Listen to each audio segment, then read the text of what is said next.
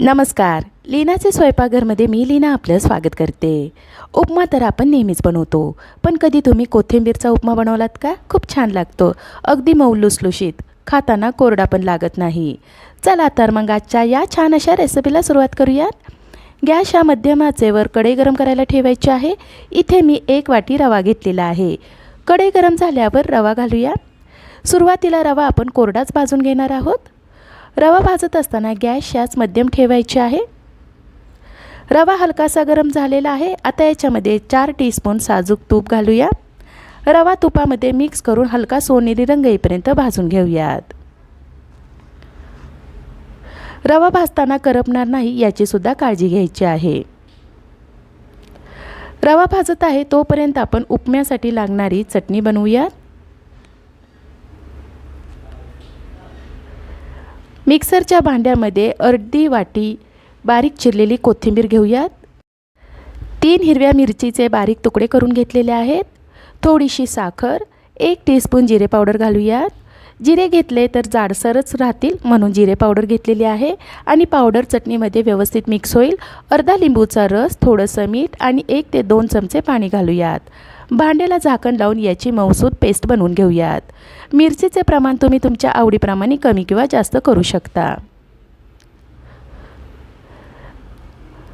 10 ते 12 मिनिटे झालेली आहेत. रवा आपला छान हलका सोनेरी रंग येईपर्यंत भाजून झालेला आहे.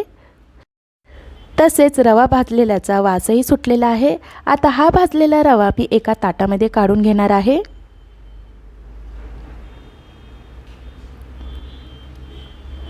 रवा जर नीट भाजला नाही तर आपला उपमा चिकट होईल. त्यामुळे सुरुवातीलाच रवा छान हलका सोनेरी रंग येईपर्यंत भाजून घ्यायचा आहे.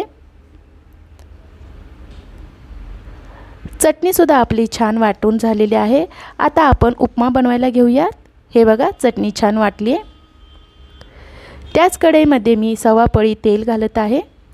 तेल चांगलं तापलं की याच्यामध्ये 1 टीस्पून उडदाची डाळ घालूया.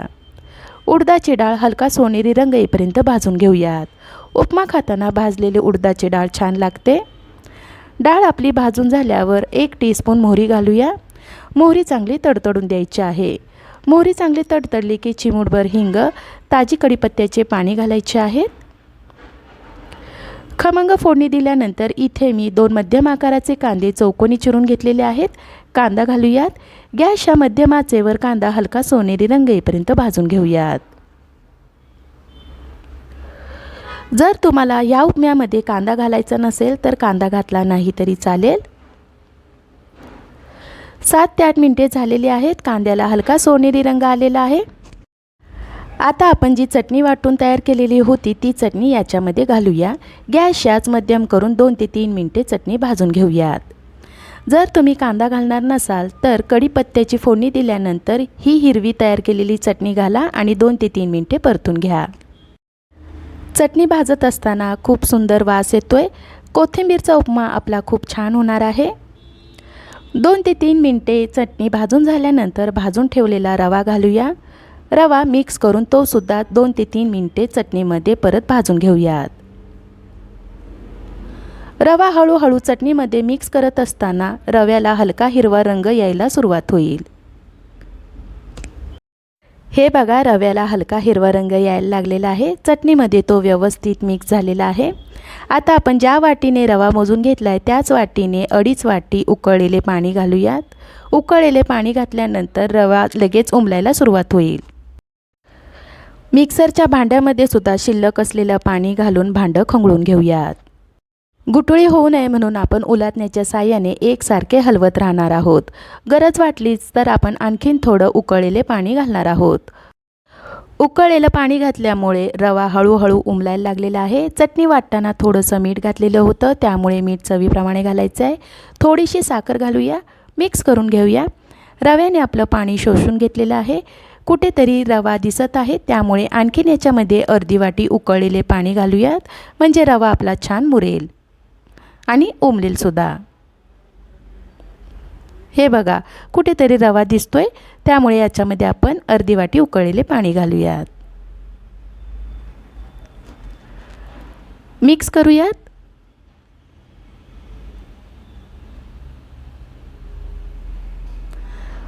मिक्स करून झाल्यावर रवा मुरण्यासाठी आपण याच्यावर झाकण ठेवूयात. गॅस याच कमीच ठेवायचे आहे.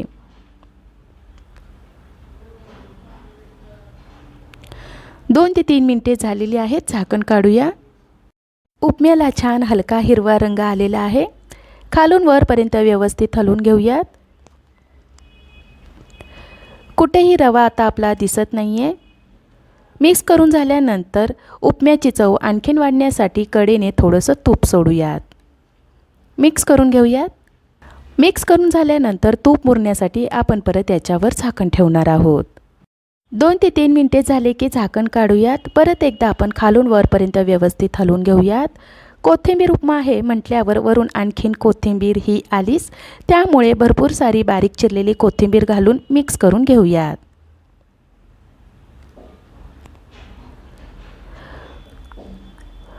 कोथिंबीर घातल्यानंतर मिक्स करून झाल्यावर लगेचच गॅस बंद करायचा आहे. गरम गरम कोथिंबीरचा उपमा खाण्यासाठी तयार झालेला आहे. हा उपमा तुम्ही नाश्त्यासाठी किंवा टिफिनसाठी बनवू शकता. असा कोथिंबीरचा उपमा तुम्ही नक्की करून बघा, तुम्हाला जरूर आवडेल. मला आशा आहे आजच्या या रेसिपीची तुम्हाला थोडीफार मदत झाली असेल. आजची ही रेसिपी तुम्हाला आवडली असेल तर लीनाचे स्वयंपाकघर यूट्यूब चॅनलला लाईक, शेअर आणि सबस्क्राईब करायला विसरू नका. धन्यवाद.